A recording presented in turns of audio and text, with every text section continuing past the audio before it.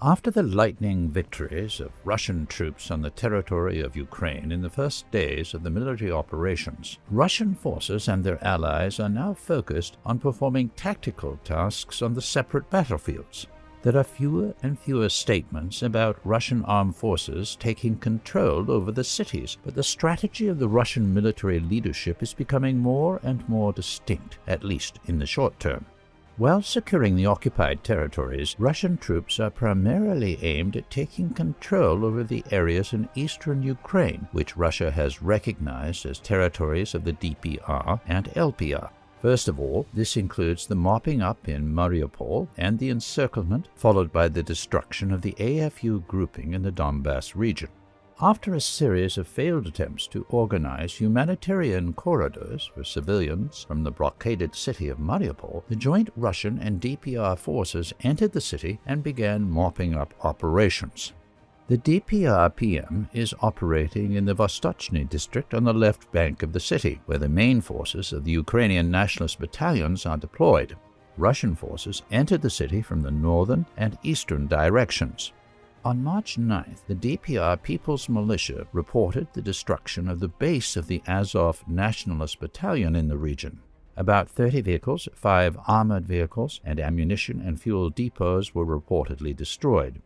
Ukrainian militants are hiding in the residential areas, on the roofs, kindergartens, and hospitals, putting at risk the lives of local civilians. At the same time, DPR forces began mopping up the town of Volonovka to the north of Mariupol, which was blockaded from the eastern, northern, and southern directions. DPR forces have taken control over the biggest part of the town. Clashes continue in the western districts. In its turn, the grouping of LPR troops continue the encirclement of the city of Severodonetsk, which risks suffering similar street clashes and an humanitarian catastrophe as in Mariupol in the coming days. Fighting continues in the area of the city of Severodonetsk and south of the city near the village of Popasnaya. However, no significant advances of the LPR forces were reported in these areas. The LPR soldiers reportedly managed to repel the UAF from the village of Olginka.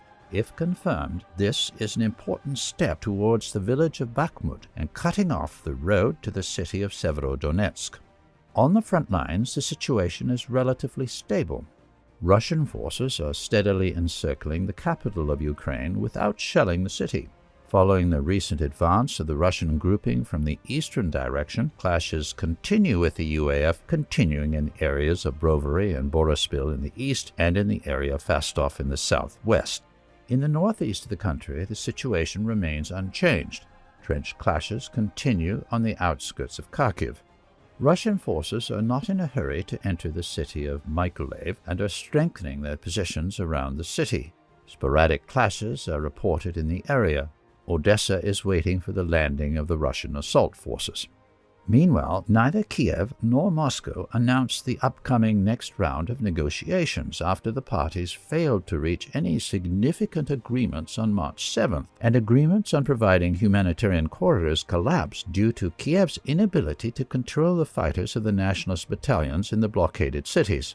Zelensky, in turn, takes advantage of the diplomatic pause and continues his PR campaign, heroically declaring his desire to negotiate personally with Putin, at the same time delaying the official negotiation process between the countries.